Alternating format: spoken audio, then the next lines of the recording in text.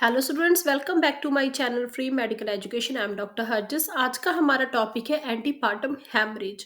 तो antepartum haemorrhage जो topic है ये बहुत ही इंपॉर्टेंट टॉपिक है आपकी थ्योरी के लिए, और अगर आप कोई एग्जाम प्रेपरेशन कर रहे हैं और उसके साथ साथ या फिर आपका प्रैक्टिकल एग्जाम है, तो जो एंटीपार्टम हैमरेज है इसके बारे में आज हम बात करेंगे।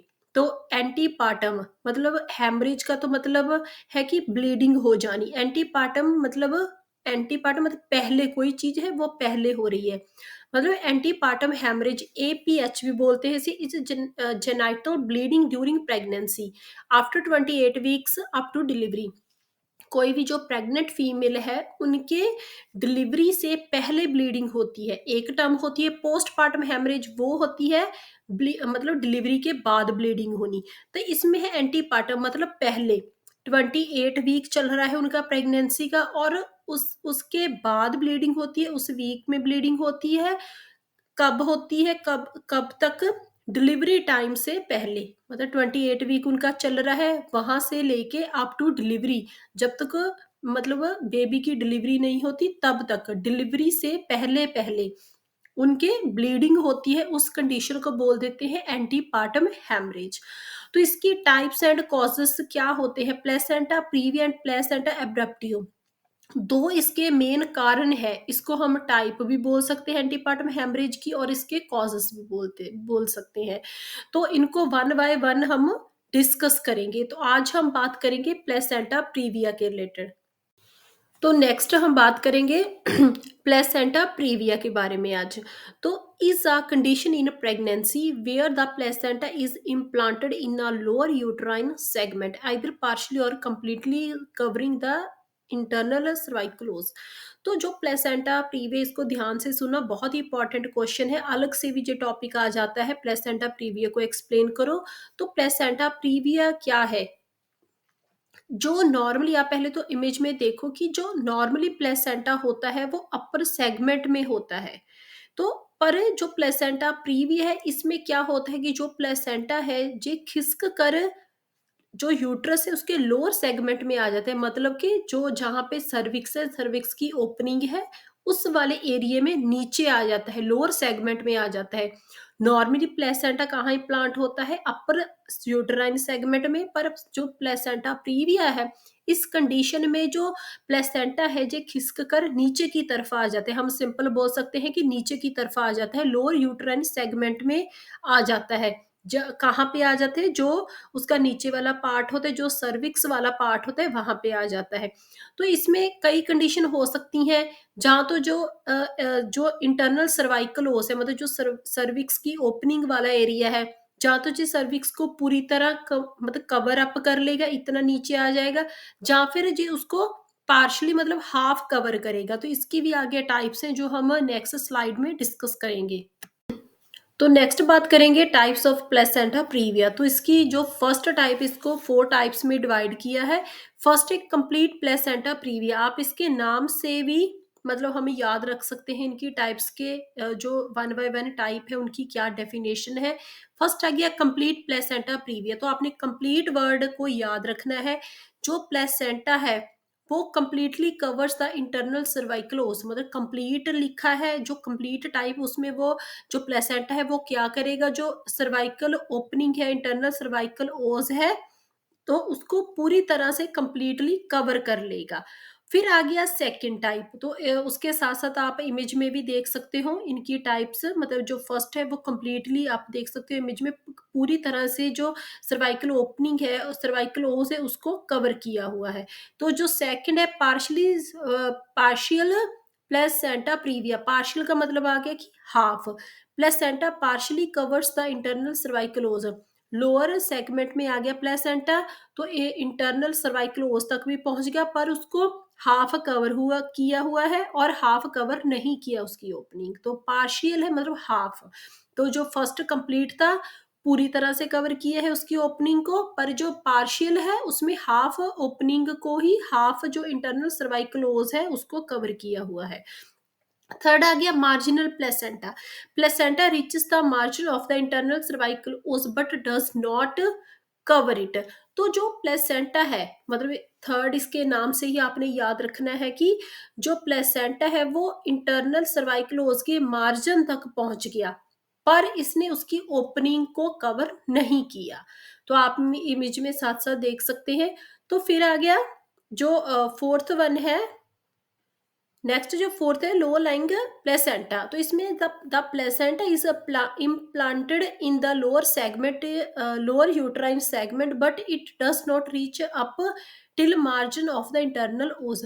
जो प्लेसेंटा है वो लोअर सेगमेंट में तो इम्प्लांट हो गया, नीचे खिसक कर आ गया, पर वो अभी तक जो मार्जिन है वहां तक भी नहीं पहुंचा, ना ही इंटरनल ओस तक पहुंचा है।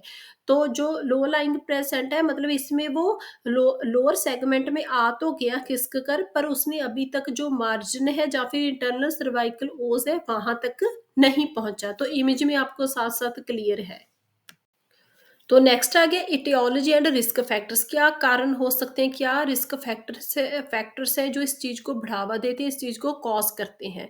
फर्स्ट आ गया मैटरनल फैक्टर्स, मतलब मदर की तरफ से क्या फैक्टर्स हो सकते हैं। Advanced maternal age more than 35, अगर की कोई मदर है उसकी एज 35 से ज्यादा है तो उस केस में भी ये प्रॉब्लम आ सकती है प्लेसेंटा प्रीविया की। मल्टी पैरिटी, जो मदर के पहले भी दो से ज्यादा मोर देन 2 टाइम उसकी डिलीवरी हुई है, पहले भी उसकी हिस्ट्री है, 2 टाइम उन्होंने बेबी डिलीवर किया है, तो उस केस में भी प्लेसेंटा प्रीविया हो सकता है। फिर आ गया यूटेराइन एब्नॉर्मेलिटीज, मतलब यूटरस की तरफ से कोई प्रॉब्लम्स है, जैसे कि यूटेराइन स्कारिंग स्कारिंग।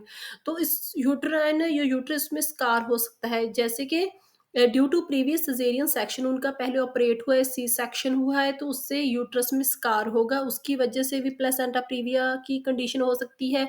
या फिर कोई मायोमेक्टमी या यूट्राइन सर्जरीज, ओवरऑल कोई भी यूट्रस में पहले सर्जरी हुई होती है, तो उस केस में भी इसके चांसेस बढ़ जाते हैं। फिर आ गया endometrial damage from infection of curettage, मतलब जो एंडोमेट्रियम है उसमें कोई इन्फेक्शन हुई है पास्ट में, या फिर वहां पे कोई प्रोसीजर हुआ है। थर्ड आ गया प्लेसेंटल फैक्टर्स, मतलब प्लेसेंटा की तरफ से कोई प्रॉब्लम हो। मल्टी गैस्ट्रेशनस गैस्ट्रेशंस, मतलब कि जो फीटस है वो एक से ज्यादा है, मतलब ट्विन प्रेगनेंसी या फिर ट्रिपल प्रेगनेंसी है, मल्टीपल गेस्टेशंस। फिर आ गया एबनॉर्मल प्लेसेंटा डेवलपमेंट, जो प्लेसेंटा है उसकी जो डेवलपमेंट है वो ही सही नहीं है उसकी वजह से। फोर्थ आ गया लाइफस्टाइल फैक्टर्स, कोई मदर है वो ज्यादा स्मोक करती है, या फिर history of in vitro fertilisation, या फिर उनकी जो आईवीएफ वाला केस है। तो उसके उसके बाद जो फिफ्थ आ गया कॉज की, जो उनकी कोई पास्ट हिस्ट्री है, पहले भी उनका प्रेगनेंसी हुई है तो उसमें भी प्लेसेंटा प्रीविया था, तो जो सेकंड प्रेगनेंसी है, जो थर्ड है, उसमें भी चांसेस बढ़ जाते हैं अगर उनकी पास्ट हिस्ट्री है प्लेसेंटा प्रीविया की।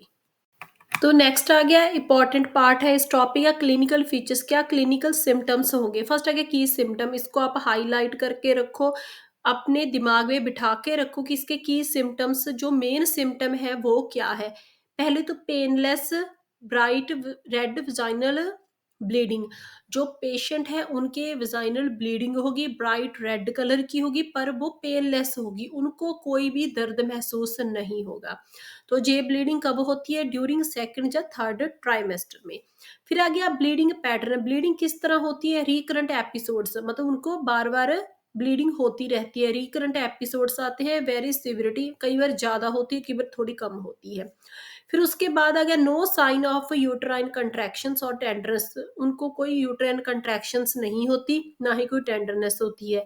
तो फिर आ गया जो मेन उनको प्रॉब्लम आ सकती है वो है अनीमिया और शॉक, अगर जो ब्लीडिंग है वो सिवियर लेवल पे चले जाए तो उनको अनीमिया हो सकता है, पेशेंट शॉक में जा सकता है, उनका बीपी है वो कम होगा, हाइपोटेंशन देखने को मिलेगी। तो जो मेन की सिम्टम है वो आपने याद रखना है कि painless bright red vaginal bleeding होती है।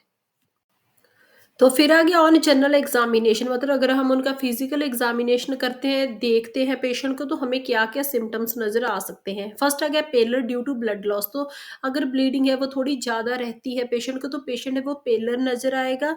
क्योंकि वो अनीमिया हो सकता है उनको। फिर अगर मैटरनल वाइटल साइन, तो पेशेंट के ज़्यादा ब्लड लॉस होने की वजह से पेशेंट में हाइपोटेंशन, उनका बीपी कम होगा। इफ़र सीवियर ब्लीडिंग, अगर ब्लीडिंग बहुत ज़्यादा है तो बीपी कम देखने को मिलेगा, और अगर बीपी कम है तो उनको उसके साथ-साथ पेशेंट को टैकीकार्डिया, मतलब उनकी हार्ट रेट है वो बॉडी वो ज़्यादा बढ़ी नज़र आएगी, बढ़ी हुई नज़र आएगी। तो हार्ट रेट बढ़ जाएगी और बीपी है वो कम देखने को मिलेगा। थर्ड आ गया एब्डोमेन, जो पेट है उनका वो soft non non tender uterus feel होगा।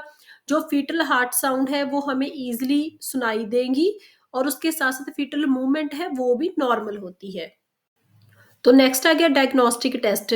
कैसे पता चलता है कि जो प्लेसेंटा है वो मतलब कि प्लेसेंटा की पोजीशन क्या है, वो प्लेसेंटा प्रीविया का केस है।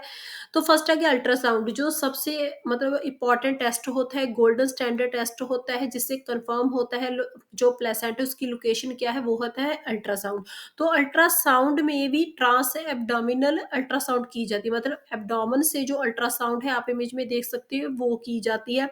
इसमें जो ट्रांसविजाइनल अल्ट्रासाउंड है वो नहीं की जाती, वो कॉन्ट्राइंडिकेटेड होती है। ये पॉइंट आपने याद रखना है कि जो एंटीपार्टम हेमरेज होते हैं, मतलब जो सॉरी जिन जो प्लेसेंटा प्रीविया वाला केस है उसमें जो अल्ट्रासाउंड की जाती है वो ट्रांस एब्डोमिनल की जाती है, एब्डोमेन से की जाती है, और इसमें ट्रांसविजाइनल अल्ट्रासाउंड, टीवीएस अल्ट्रासाउंड नहीं की जाती। तो उससे क्या है, लोकेशन पता चल जाती है प्लेसेंटा की। फिर आ गया एमआरआई, बहुत रेयर की जाती है अगर ज़्यादा आगे डिटेल्ड इवैल्यूएशंस करनी है गायनेकोलॉजिस्ट ने। उसके अलावा आ गया हीमोग्लोबिन क्रेटर, जो ब्लड बहुत लॉस हो जाता है फीमेल का, तो उनका जो एचबी लेवल है, हीमोग्लोबिन लेवल है या हीमोक्रेटर, पूरी जो कंप्लीट ब्लड काउंट है वो करवाया जाता है। उसके अलावा ब्लड ग्रुपिंग करवाई जाती है और क्रॉस मैचिंग भी करवाई जाती है। नेक्स्ट आ गया मैनेजमेंट, जी बहुत ही इंपॉर्टेंट पार्ट है। जो प्लेसेंटा प्रीवी है उसकी मैनेजमेंट क्या है, जी अलग से भी क्वेश्चन आ जाता है कि मैनेजमेंट क्या होती है प्लेसेंटा प्रीविया की। तो फर्स्ट आ गया एक्सपेक्टेंट मैनेजमेंट। तो एक्सपेक्टेंट मैनेजमेंट में क्या आ जाता है, पहले हमने बहुत क्लोज उनकी मैनेजमेंट क्लोज ऑब्जर्वेशन करनी है। तो उसमें क्या कर सकते हैं, indicated in pre term pregnancy, मतलब कि अगर जो प्रेगनेंसी है वो प्री टर्म है, तो इसमें 2-3 पॉइंट आ जाते हैं, जैसे कि प्रेगनेंसी है वो अभी फुल टर्म तक नहीं पहुँची है।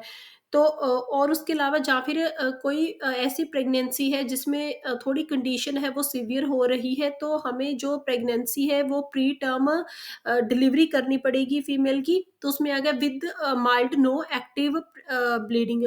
पेशेंट को अगर कोई भी ब्लीडिंग नहीं हो रही, कोई भी फीटल डिस्ट्रेस, मतलब जो बेबी है वो बिल्कुल ठीक है, उसकी हार्ट रेट ठीक है, उसको कोई कंजेनाइटल प्रॉब्लम नहीं है, कोई भी मतलब बेबी में फीटस में कोई एबनॉर्मेलिटी नहीं है। तो इस केस में हम क्या करेंगे, हॉस्पिटलाइजेशन फॉर क्लोज मॉनिटरिंग, तो हमने पेशेंट को क्लोज मॉनिटरिंग के लिए हॉस्पिटल में एडमिट करना है। तो इसमें मतलब दोबारा से रिपीट कर लेते हैं कि क्या-क्या कंडीशंस होनी चाहिए। एक तो मदर है, उसको कोई ब्लीडिंग नहीं होनी चाहिए, जो फीटस है वो बिल्कुल ठीक हो, और उसके साथ-साथ फीटस को कोई भी कंजेनाइटल मालफॉर्मेशन नहीं, मतलब ओवरऑल जो फीटस है वो ठीक होना चाहिए, और मदर को कोई ब्लीडिंग नहीं होनी चाहिए। तो उस केस में हमने जो पेशेंट को क्या करना है, हॉस्पिटल में रखना है, उसकी क्लोज मॉनिटरिंग करनी है। पेशेंट को स्ट्रिक्टली बेड रेस्ट के लिए बोलना है, उनके वाइटल साइंस चेक करने हैं, उसके साथ-साथ फीटल हार्ट रेट चेक करनी है। तो ब्लड लॉस को असेस करना है कि ज़्यादा तो नहीं ब्लड लॉस हो रहा, अगर हो रहा है तो ब्लड अरेंज करवा के रखना है। उसके बाद एक इम्पॉर्टेंट पॉइंट है कि एडमिनिस्ट्रेशन ऑफ कॉर्टिकोस्टेरॉइड्स, तो मदर को कॉर्टिकोस्टेरॉइड्स दिए जाते जो बेबी उसके लंग्स है वो मैच्योर हो जाए, जो हमें अगर प्री टर्म डिलीवरी भी करनी पड़े तो जो फीटस है उसके लंग्स है वो मैच्योर हो जाए। अवॉइड विजाइनल एग्जामिनेशन, तो पेशेंट की कोई भी विजाइनल एग्जामिनेशन नहीं करना। तो नेक्स्ट आ गया एक्टिव मैनेजमेंट। जो पहला पॉइंट था वो तो था कि मदर है वो उसकी जो कंडीशन है वो इतनी सीवियर नहीं है, तो उसमें हमने क्लोजली ऑब्जर्वेशन करनी थी। पर इसमें आ गया active management, indicated in severe bleeding, अगर मदर को बहुत ज़्यादा ब्लीडिंग हो रही है तो उसमें क्या करना है, हमने वाइटल जो वाइटल है उनके वाइटल साइन है वो भी अनस्टेबल है, उसके अलावा जो फ़ीटस है वो डिस्ट्रेस में जा रहा है, फ़ीटस की जो मतलब कंडीशन है थोड़ी अ, मतलब क्रिटिकल हो रही है, तो उस केस में जो डिलीवरी है वो सी सेक्शन कर दिया जाएगा। पर जो सिज़ेरियन सेक्शन है या फिर जो वजाइनल डिलीवरी है, जो डिपेंड करती है पेशेंट की कंडीशन पे। तो कंडीशन के अकॉर्डिंग अकॉर्डिंग जो गायनेकोलॉजिस्ट है वो डिसाइड करेंगे कि सिज़ेरियन सेक्शन करना है या फिर वजाइनल डिलीवरी करनी है। तो सिज़ेरियन सेक्शन उन केस में किया जाता है जो जिसमें जो प्लेसेंटा प्रीविया है वो कंप्लीटली पूरी तरह से जो सर्वाइकल ओस है उसको कवर किया हो या फिर हाफ कवर किया हो। तो वजाइनल डिलीवरी भी पॉसिबल हो सकती है अगर जो प्लेसेंटा है वो मार्जिन तक पहुँचा है, पर वो उसने इंटरनल सर्वाइकल ओस को कवर नहीं किया, या फिर वो मतलब नीचे तो आ गया लोअर सेगमेंट में पर अभी तक मार्जिन तक भी नहीं पहुँचा। तो उस केस में जो डिलीवरी है वो की जाती है। तो ये डिपेंड करता है पेशेंट की कंडीशन पे, तो उसके अकॉर्डिंग ही डॉक्टर डिसाइड करते हैं। ब्लड ट्रांसफ्यूज़न इफ नेसेसरी, तो अगर मदर का बहुत सारा ब्लड है वो लॉस हो गया तो पेशेंट को ब्लड ट्रांसफ्यूज़ किया जाएगा। तो इसमें जो मैनेजमेंट थी वो 2 तरह की थी, एक्सपेक्टेंट मैनेजमेंट थी, तो उसमें आ गया कि पेशेंट को सिर्फ़ ऑब्ज़र्व करना है, पेशेंट की अभी तक कंडीशन इतनी क्रिटिकल नहीं है, हम मैनेज कर सकते हैं। तो फिर आ गया एक्टिव मैनेजमेंट, जिसमें आ गया कि जो पेशेंट है, उनकी जो कंडीशन है वो थोड़ी क्रिटिकल हो रही है, उनको सीवियर ब्लीडिंग हो रही है, उस केस में सब जल्दी से जल्दी पेशेंट की डिलीवरी की जाती है और ब्लड ट्रांसफ्यूज़न भी की जाती है अगर ज़रूरत पड़े। तो नेक्स्ट आ गया क्या-क्या कॉम्प्लिकेशंस हो सकती हैं अगर ये कंडीशन थोड़ी क्रिटिकल हो जाए। तो पहले आ गया मैटरनल कॉम्प्लिकेशन, मदर को क्या हो सकती है, हैमरेज हो सकती है, एंटीपार्टम या पोस्टपार्टम। तो फिर आ गया पेशेंट है वो शॉक में जा सकता है, किस टाइप का शॉक होगा इसमें पेशेंट को, हाइपोवोलेमिक शॉक, ये भी आपने याद रखना है, पेशेंट को हाइपोवोलेमिक शॉक होगा जिसमें पेशेंट का बीपी है वो कम हो जाएगा, हाइपोटेंशन होगी और टैकीकार्डिया होगा, हार्ट रेट बढ़ जाएगी। उसके साथ-साथ पेशेंट को इन्फेक्शन भी हो सकती है। तो फीटल कॉम्प्लिकेशन, फीटस को क्या प्रॉब्लम है, प्रीमैच्योरिटी, उसका जो बर्थ है वो प्रीमैच्योर हो गया, इंट्रायूटेराइन ग्रोथ रिस्ट्रिक्शंस, उसकी आईयू जीआर मतलब उनकी ग्रोथ है वो कम हो सकती है नॉर्मल से।